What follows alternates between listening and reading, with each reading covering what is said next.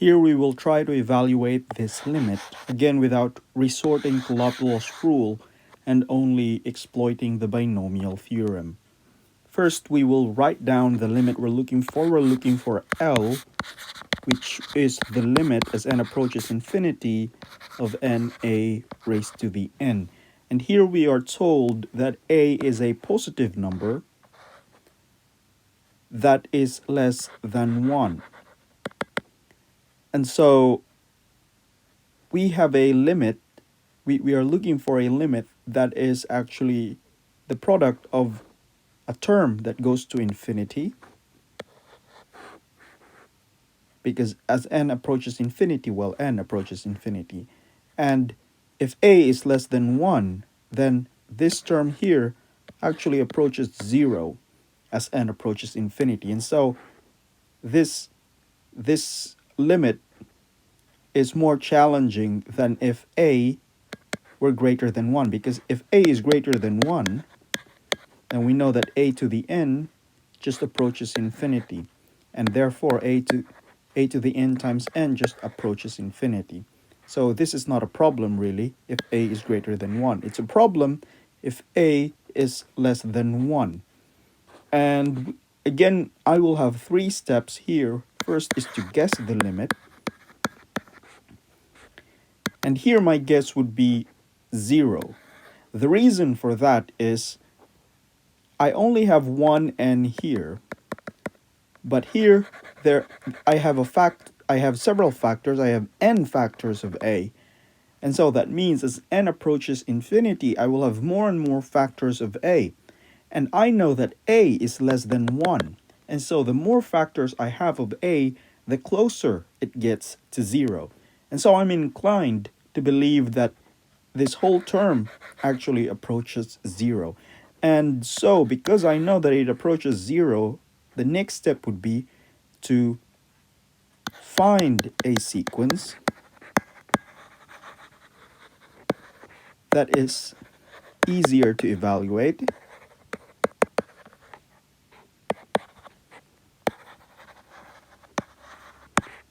and larger. By larger, I mean that the value of this new sequence, each term, the value of each term must be greater than this. So we want that because if we can find a term that is actually greater than the given, we have here the new sequence, greater sequence, and we can actually find that the limit of this sequence approaches 0, then 0 is greater than the limit of this. And because the limit of this is strictly positive, then it must also be 0. And so the third step is to show that the limit of larger sequence is 0. Okay, so we already did the first step, which is to guess the limit, and we think it's 0. Now we will find a larger sequence that is for step 2. So step 2, we just write this again.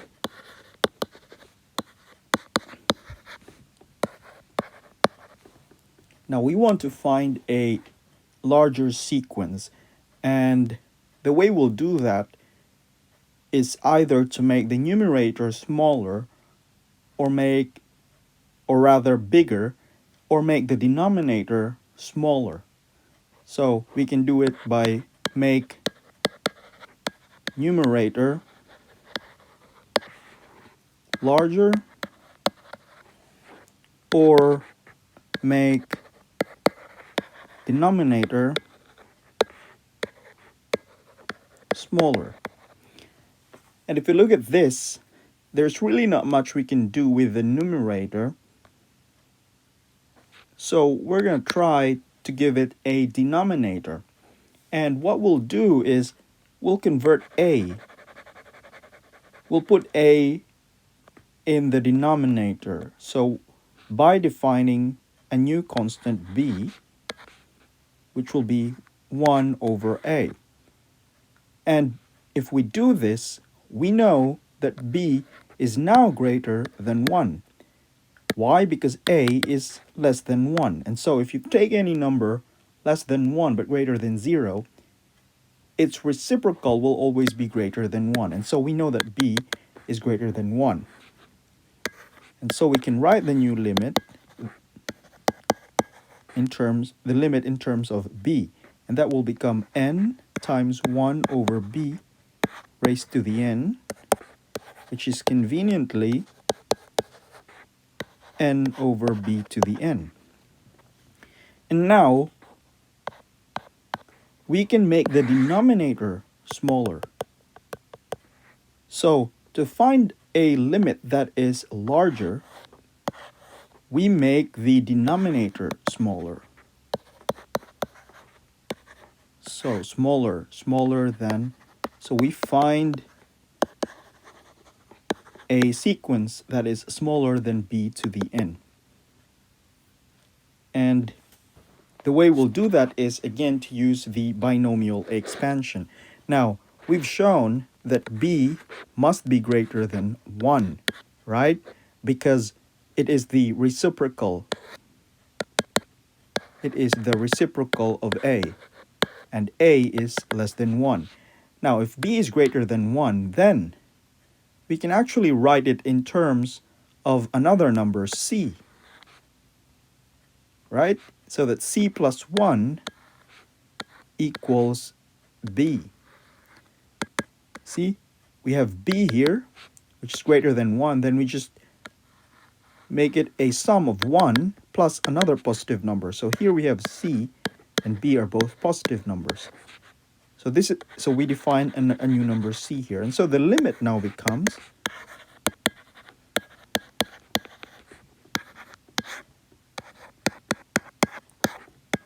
here. And we are looking for a sequence that is larger.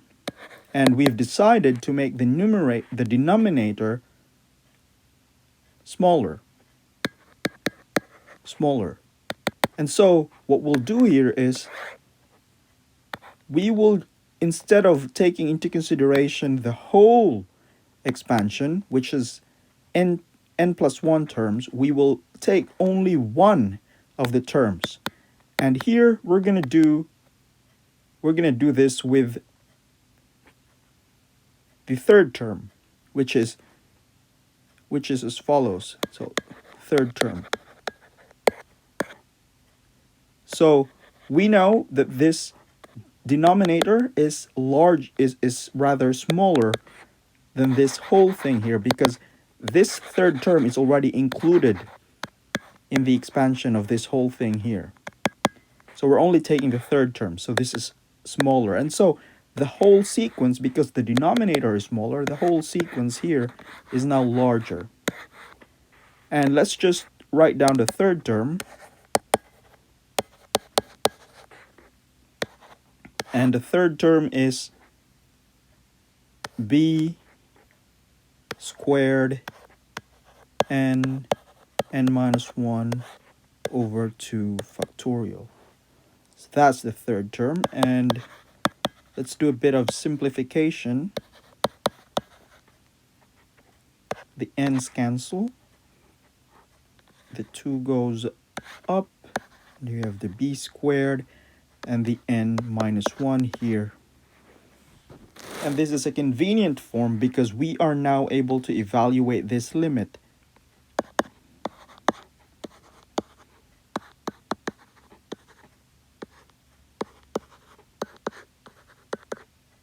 We know that this limit actually is 0. And therefore, we are left with the following inequality. L, which is the limit we're looking for, is less than the limit we've just obtained,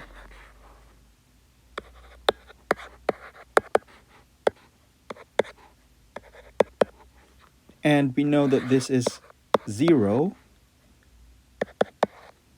and therefore L must be less than 0.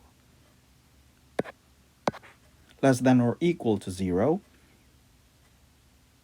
And therefore we can say that L is 0.